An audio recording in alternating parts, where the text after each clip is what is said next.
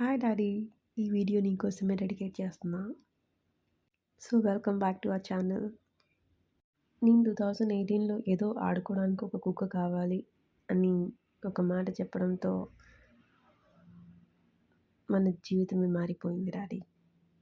అసలు కుక్కలంటేనే ఇష్టపడని మీరు మమ్మీ నాకు కుక్క అంటే ఇష్టం అనేసి మీరెంతగా మారిపోయారంటే ఈరోజు ఒక స్ట్రే డాగ్ని, వీధి కుక్కని మీ చేతులతో ఎత్తుకొని వెళ్తున్నారు హాస్పిటల్కి. అసలు ఏదైనా ఇంతకుముందు నేను ఏదైనా కుక్క నా కళ్ళ ముందు బాధపడుతుంటే నేను చూడలేకపోయేదాన్ని, కానీ ఇప్పుడు మీరు చూడలేకపోతున్నారు. ఎంతగా మారిపోయారు డాడీ. నా ఇష్టాల్ని, నా ఆశల్ని, నా కోరికల్ని మీరు ఇంత గౌరవిస్తారనేసి నేను ఎప్పుడు అనుకోలేదు. And thank you so much.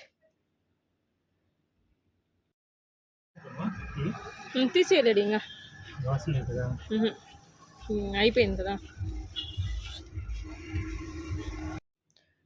వీడిని మనం ఒక ఇంటర్నేషనల్ హాస్పిటల్లో అయితే చూపించలేం, కానీ డెఫినెట్గా ఇక్కడే ఉన్న ఒక 25 కిలోమీటర్స్ దూరంలో కేజీఎఫ్లో ఉన్న ఒక హాస్పిటల్లో అయితే చూపించగలం.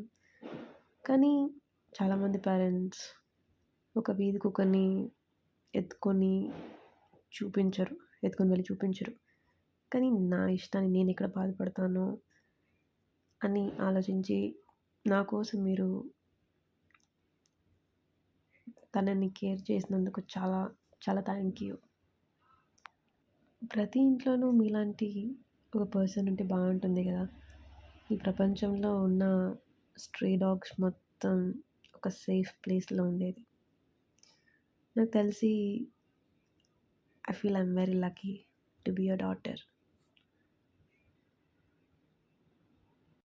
మీలాగా ఆలోచిస్తే ఈ ప్రపంచంలో ప్రతి స్ట్రేకి కాస్త ప్రేమ, ఆప్యాయత, పడుకోవడానికి చోటు, తినడానికి కాస్త ఫుడ్ 3 పూట్ల దొరికితే చాలు daddy. Doing something is better than nothing.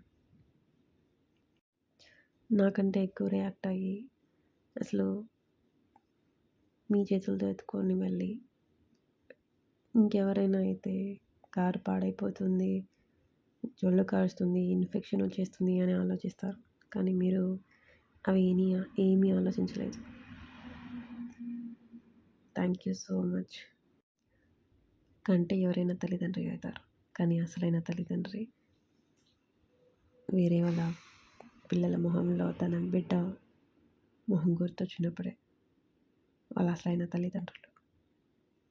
Thank you for being the change and kind.